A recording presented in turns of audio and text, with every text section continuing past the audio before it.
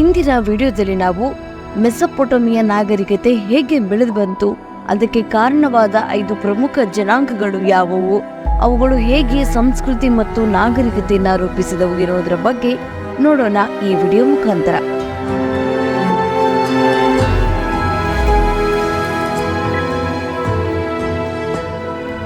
ಸುಮೇರಿಯನ್ನರು, ಅಕ್ಕಾಡಿಯನ್ನರು, ಅಮೋರಿಯನ್ನರು ಅಥವಾ ಪ್ರಾಚೀನ ಬೆಬಿಲೋನಿಯನ್ನರು, ಅಸಿರಿಯನ್ನರು, ಚಾಲ್ಡಿಯನ್ನರು ಅಥವಾ ಇವರಿಗೆ ಹೊಸ ಬೆಬಿಲೋನಿಯನ್ನರು ಅಂತ ಹೇಳಲಾಗುತ್ತೆ. ಸುಮೇರಿಯನ್ನರು ಇವರು ಮೆಸೊಪೊಟೇಮಿಯಾ ನಾಗರಿಕತೆಯ ಹರಿಕಾರರು. ಇವರು ಮೊದಲು ಸುಮೇರ ಪ್ರದೇಶದಲ್ಲಿ ವಾಸವಾಗಿದ್ದರಿಂದ ಇವರನ್ನ ಸುಮೇರಿಯನ್ನರೆಂದು ಕರೆಯುತ್ತಾರೆ.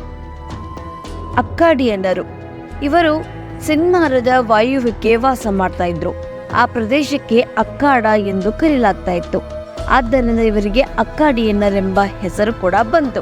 ಇವರು ಸುಮೇರ ಪ್ರದೇಶವನ್ನ ವಶಪಡಿಸಿಕೊಂಡರು ಮತ್ತು ಆ ಸಂಸ್ಕೃತಿಯ ಅನೇಕ ಅಂಶಗಳನ್ನು ಮುಂದುವರಿಸಿದರು.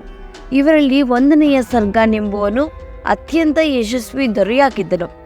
ಇವನು ತನ್ನ ರಾಜ್ಯವನ್ನ ಬಲಿಷ್ಠಗೊಳಿಸಿದನು. ಅಗಾದೆ ಅಕ್ಕಾಡಿಯನ್ನರ ರಾಜಧಾನಿಯಾಗಿತ್ತು. ಇನ್ನು ಅಮೋರಿಯನ್ನರು ಅಥವಾ ಪ್ರಾಚೀನ ಬೆಬಿಲೋನಿಯನ್ನರು ಇವರು ಅಕ್ಕಾಡಿಯನ್ನರನ್ನ ಧ್ವಂಸ ಮಾಡಿ ತಮ್ಮ ಸಾಮ್ರಾಜ್ಯವನ್ನ ಸ್ಥಾಪನೆ ಮಾಡಿದ್ರು. ಆಗ 250 ವರ್ಷಗಳ ಕಾಲ ಅರಾಜಕತೆ ಉಂಟಾಗಿತ್ತು. ಸಾಮ್ರಾಟ ಹಮ್ಮುರಾಬಿಯು ಈ ಜನಾಂಗದ ಅತ್ಯಂತ ಪ್ರಸಿದ್ಧ ದೊರೆ ಮತ್ತು ಕಾನೂನು ರಚನಾಕಾರನಾಗಿದ್ದನು. ಹಮ್ಮುರಾಬಿಯ ಮರಣ ನಂತರ ಅಮೋರಿಯನ್ನರ ಸಂಸ್ಕೃತಿ ಜಡವಾಯಿತು. ಅಸಿರಿಯನ್ನರು ಇವರು ಸಾಮ್ರಾಟ ತಿಲಗಾಟ್ ಪಿಲ್ಲರ್ನ ಕಾಲದಲ್ಲಿ ಮೆಸೊಪೊಟೇಮಿಯಾದ ವೈಭವವನ್ನ ಮರಳಿ ಸ್ಥಾಪನೆ ಮಾಡ್ತಾರೆ.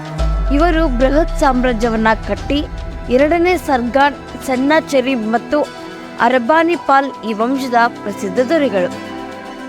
ಇನ್ನು ಚಾಲ್ಡಿಯನ್ನರು ಅಥವಾ ಹೊಸ ಬೆಬಿಲೋನಿಯನ್ನರು ಅರಬಾನಿಪಾಲನ ಮರಣದ ನಂತರ ಚಾಲ್ಡಿಯನ್ನರು ಅಧಿಕಾರಕ್ಕೆ ಬರ್ತಾರೆ.